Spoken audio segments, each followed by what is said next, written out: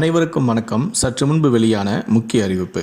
குடும்ப அட்டைதாரர்கள் பயன்பெறும் வகையில் ரேஷன் அட்டை வைத்திருக்கும் அனைவரும் கவனத்தில் கொள்ளக்கூடிய மிக மிக முக்கியமான மகிழ்ச்சியான அறிவிப்பை தமிழக அரசு வெளியிட்டுள்ளது.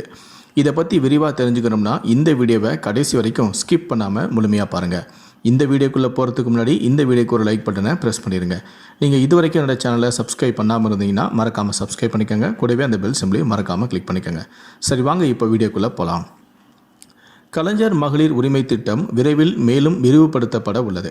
இந்த முறை இதில் கூடுதலான பயனாளிகள் சேர்க்கப்பட உள்ளதாக தகவல்களும் வெளியாகியுள்ளன. அதன்படி முன்பு முன்னாள் அரசு ஊழியர்களின் மனைவிகளுக்கு பணம் கிடைக்கவில்லை. அவர்களுக்கு இந்த முறை பணம் கொடுக்க திட்டமிடப்பட்டும் உள்ளது. அதேபோல முன்னாள் கார்ப்பரேஷன் ஊழியர்களின் மனைவிகளுக்கும் பணம் கொடுக்க ஆலோசனை செய்யப்பட்டும் வருகிறது. இந்த திட்டத்தின் கீழ் புதிய பயனாளிகளை சேர்க்க விண்ணப்பங்களானது ஜூன் 2வது வாரம் வழங்கப்பட உள்ளது. ஜூன் 4ஆம் தேதி தேர்தல் ரிசல்ட் வந்த பிறகு தேர்தல் விதிகள் தளர்ந்துவிடும். அதனால் அதற்கு பின்பே விண்ணப்பங்கள் கொடுக்கவும் முடியும். அதற்கு பின்பே விண்ணப்பங்கள் கொடுக்கப்படும். இந்த திட்டத்தில் கடந்த ஜனவரி மாதம் கூடுதல் பயனாளிகள் சேர்க்கப்பட்டனர்.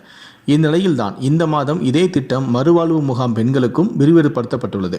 அதற்கான ஆணையும் வெளியிடப்பட்டுள்ளது. அதேபோல இதுவரை விடுபட்ட பெண்களுக்கும் பணம் அனுப்பப்பட முடிவும் செய்யப்பட்டு உள்ளது. இந்த நிலையில் கலைஞர் மகளிர் உரிமை திட்டம் மறுவாழ்வு முகாம் பெண்களுக்கும் விரிவுபடுத்தப்பட்டும் உள்ளது. அதற்கான ஆணையும் வெளியிடப்பட்டுள்ளது. 105 மறுவாழ்வு முகாம்களை சேர்ந்தவர்களுக்கு இந்த திட்டம் நீடிக்கப்பட்டும் உள்ளது. இதன் மூலம் 19,487 குடும்பங்களில் உள்ள பெண்களுக்கு இந்த திட்டம் விரிவுபடுத்தப்பட்டும் உள்ளது. ஏற்கனவே முகாமில் உள்ள குடும்ப தலைவர்களுக்கு 1,500 ரூபாய், ஏனைய நபர்களுக்கு 1000 ரூபாய், குழந்தைகளுக்கு 250 ரூபாய் என மாதந்தோறும் வழங்கப்பட்டு வருகிறது. அதில் இப்போது கூடுதலாக இந்த தொகையும் வழங்கப்படுகிறது. சமீபத்தில் கூட இது தொடர்பாக பிரச்சாரத்தில் பேசிய அமைச்சர் உதயநிதி ஸ்டாலின் 1 கோடி பேருக்கு இந்த திட்டத்தில் பணம் கொடுக்க வேண்டும். 1 கோடியே 60 லட்சம் பேர் விண்ணப்பம் செய்திருந்தனர். 1 கோடியே 16 லட்சம் பேருக்கு இப்போது கொடுக்கின்றோம்.